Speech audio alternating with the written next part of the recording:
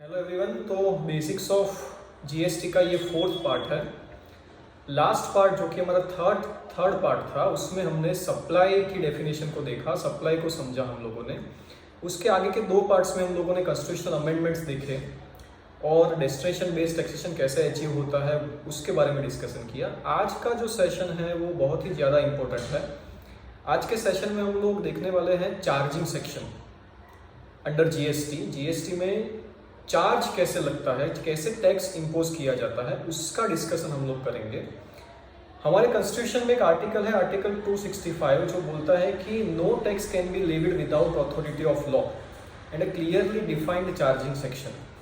तो चार्ज जो होता है वो क्लियरली डिफाइंड होना चाहिए under the charging section of any taxation law. किसी भी टैक्सेशन लॉ में चार्जिंग सेक्शन बहुत ही ज़्यादा इंपॉर्टेंस रखता है। As far as GST act is concern, हमको पता है कि मेनली हमारे पास सीजीएसटी एक्ट है और आईजीएसटी एक्ट है। सीजीएसटी एक्ट में सेक्शन 9 सबसेक्शन 1 जो है मेनली चार्जिंग सेक्शन है, और आईजीएसटी एक्ट में सेक्शन 5 सबसेक्शन 1 जो है वो चार्ज क्रिएट करता है। किसी भी चार्जिंग सेक्शन में चार चीज़ों का होना इम्पोर्टेंट है। नंबर 1, कौन से ट्रांजेक्शन के ऊपर आप टैक्स लगाना चाहते हैं, that should be clearly defined in the charging section. Number 2, कौन सी वैल्यू के ऊपर चार्ज लगेगा, that should be determined under the charging section. Number 3, कौन से रेट से टैक्स लगेगा, that should be determined under the charging section. और number 4, कौन ये टैक्स पे करेगा, that should be clearly defined in the charging section. अब हम लोग बात करते हैं सीजीएसटी एक्ट की। जो चार्जिंग सेक्शन है सेक्शन 9 सबसेक्शन 1, इसमें फर्स्ट जो क्वेश्चन है हमारा कि कौन से ट्रांजैक्शन के ऊपर जीएसटी लगेगा, तो उसमें बोला गया है कि intra state supply of goods और सर्विसेज और बोथ, इसके ऊपर जीएसटी लगेगा। इसी की रेप्लिका है आईजीएसटी में सेक्शन 5 सबसेक्शन 1, जिसमें बोला गया है कि inter state supply of goods और सर्विसेज और बोथ। तो इंट्रा स्टेट किसको बोलते हैं, इंटर स्टेट किसको बोलते हैं, वो हम लोगों ने आगे के सेशंस में डिस्कस किया है। अब जो दूसरा क्वेश्चन है कि कौन सी वैल्यू के ऊपर टैक्स लगेगा, तो उसमें बोला गया है कि the value will be determined under section 15 of the CGST act. तो जो वैल्यू है वो डिसाइड होगी by section 15 of the CGST act. कौन से रेट से टैक्स लगेगा, तो वहां पर बोला गया है कि rate shall be notified by the government, but the rate should not exceed in total 40%. CGST and SGST combined 40%, and it will be notified on the recommendation of GST Council.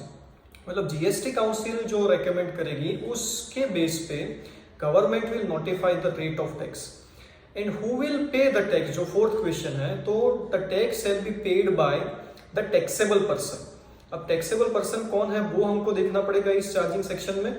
दूसरा ये देखना पड़ेगा कि गुड्स हम लोग किसको बोलते हैं, और तीसरा ये देखना पड़ेगा कि सर्विसेज हम किसको बोलते हैं। तो इस चार्जिंग सेक्शन में मेनली तीन चीजें हमको समझनी है, the meaning of goods, meaning of services and the meaning of taxable person.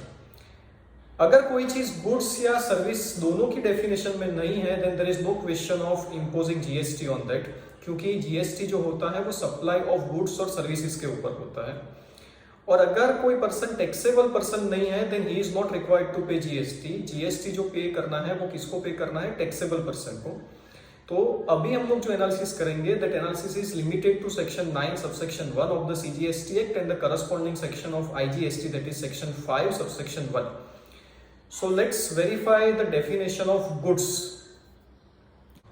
तो सेक्शन 2 क्लॉज 52 जो है वो गुड्स की डेफिनेशन देता है हमको। वो इस तरीके से है, goods means every kind of movable property other than money and securities, but includes actionable claims, growing crops, grass and things attached to or forming part of the land which are agreed to be severed before supply or under a contract of supply.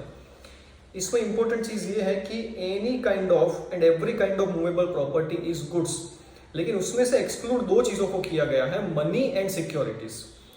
तो जो money है और securities है उसको हम लोग goods नहीं बोल सकते, but they have included actionable claims. Actionable claims are defined और are covered within the definition of goods. Actionable claims किसको हम लोग बोलते हैं, नॉर्मली हमारे ट्रेड रिसीवेबल्स होते हैं। किसी भी चीज के ऊपर अगर हमारा क्लेम होता है तो उसको हम लोग एक्शनेबल क्लेम्स बोलते हैं। हमने पहले के सेशंस में देखा है कि शेड्यूल 3 में बोला गया है कि actionable claims are neither supply of goods nor supply of services.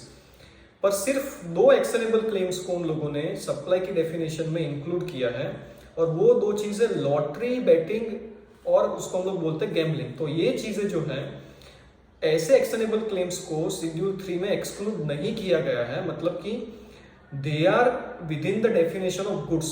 तो ये जो लॉटरी, बेटिंग, गैम्बलिंग ऐसी चीजें हैं, they are considered as goods.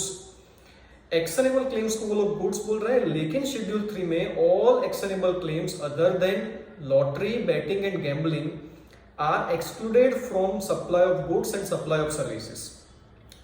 तो 2 चीजें इंपॉर्टेंट है कि एक्शनेबल क्लेम्स जो है वो गुड्स हैं, और दूसरा money and securities are not considered as goods. Money और सिक्योरिटीज को हम लोग गुड्स कंसिडर नहीं करेंगे।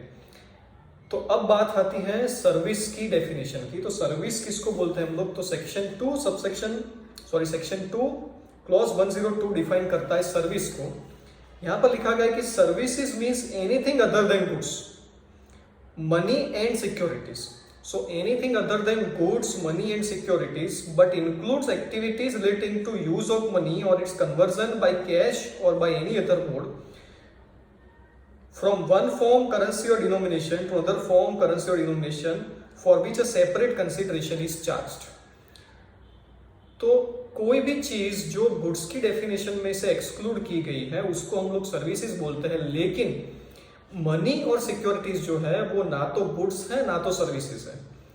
इसके अंदर एक और अमेंडमेंट किया गया इसी डेफिनेशन में बाय जीएसटी अमेंडमेंट एक्ट 2018, और इसमें एक एक्सप्लेनेशन डाला गया जो बोल रहा है कि for removal of doubt it is here bye clarified that the expression services includes facilitating और अरेंजिंग ट्रांजैक्शंस इन सिक्योरिटीज। इसका मतलब यह है कि मनी और सिक्योरिटी को हम लोग गुड्स भी नहीं बोलेंगे, सर्विसेज भी नहीं बोलेंगे, लेकिन अगर एक करेंसी को दूसरी करेंसी में कन्वर्ट करने की हम लोग सर्विस दे रहे हैं, उसके सामने कोई कमीशन वगैरह ले रहे हैं, तो that will be considered as service. Money खुद इंक्लूडेड नहीं है गुड्स या सर्विसेज की डेफिनेशन में, लेकिन conversion of money from one denomination to other denomination is considered as service. इसी तरीके से सिक्योरिटीज में भी बात है कि सिक्योरिटीज का हम लोग बाय सेल करें वो गुड्स या सर्विसेज की डेफिनेशन में नहीं है, लेकिन कोई पर्सन ऐसे ट्रांजैक्शन को फैसिलिटेट करता है, उसके सामने ब्रोकरेज चार्ज करता है। तो जैसे शेयर मार्केट के ब्रोकर्स हो गए, इन लोगों की जो ब्रोकरेज है, इन लोगों की जो सर्विस है, that will be considered with in the definition of service, वो सर्विस की डेफिनेशन में आएगी।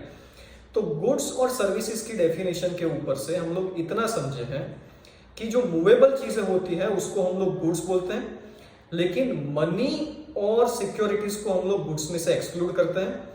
एक्शनेबल क्लेम्स गुड्स है। दूसरी चीज, मनी और सिक्योरिटीज को हम लोग सर्विसेज भी नहीं बोलते हैं, लेकिन एक करेंसी में से दूसरी करेंसी में कन्वर्जन की अगर हम लोग सर्विस दे रहे हैं then they will be considered into services.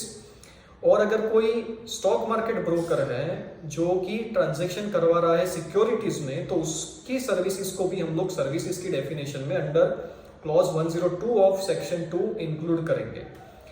अब टैक्स पे कौन करने वाला है उसकी हम लोग बात करते हैं। तो टैक्स पे करेगा taxable person. Who is taxable person? Then the taxable person is defined under section 2 clause 107, which is saying that a person who is registered or is liable to be registered under section 22 or section 24 of the CGST Act. Section 22 जो है वो threshold देता है हमको registration का, जिसमें लिखा गया है कि एग्रीगेट टर्नओवर अगर 20 लाख से ज्यादा है हमारा तो हमको कंपलसरी रजिस्ट्रेशन लेना पड़ेगा। अगर सिर्फ intra state supply of goods है तो वहां पर जो लिमिट है वो 40 लाख की है।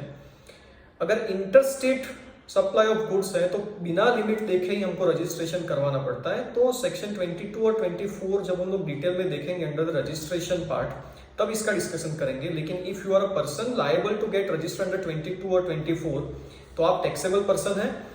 सबसे इंपॉर्टेंट चीज यहाँ पर यह है कि if you have taken voluntary registration then also you will become taxable person. इसका मतलब ये है कि मेरा टर्नओवर अगर सिर्फ 10,000 रुपए है aggregate turnover in a financial year और मैंने वॉलेंटरी रजिस्ट्रेशन ले लिया, तो उस सिचुएशन में अगर 1 रुपए का भी मैंने ट्रांजैक्शन किया तो उसके ऊपर मुझे जीएसटी कलेक्ट करना पड़ेगा अगर वो टैक्सेबल सप्लाई है तो।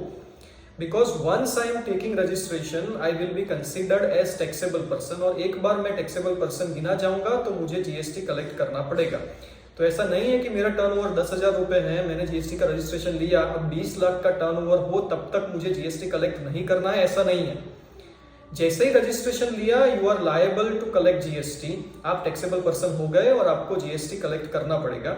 सो चार्जिंग सेक्शन में 4 चीजें, किस ट्रांजैक्शन के ऊपर जीएसटी लगेगा, तो सप्लाई ऑफ गुड्स और सर्विसेज और बोथ। गुड्स किसको बोलते हैं, सर्विसेज किसको बोलते हैं, वो हम लोगों ने देखा। कौन सी वैल्यू के ऊपर लगेगा, then the value will be determined under section 15 of the CGST act. कौन से रेट से लगेगा, तो गवर्नमेंट नोटिफाई करेगी रेट को on the recommendation of GST council. और कौन पे करेगा टैक्स को, तो taxable person will pay. Taxable person हमने देखा सेक्शन 2 क्लॉज 107 में। तो आज हम लोगों ने चार्जिंग सेक्शन 9 सबसेक्शन 1 और आईजीएसटी की चार्जिंग सेक्शन 5 सबसेक्शन 1 को डिस्कस किया। नेक्स्ट सेशन में हम लोग रिवर्स चार्ज को डिस्कस करेंगे।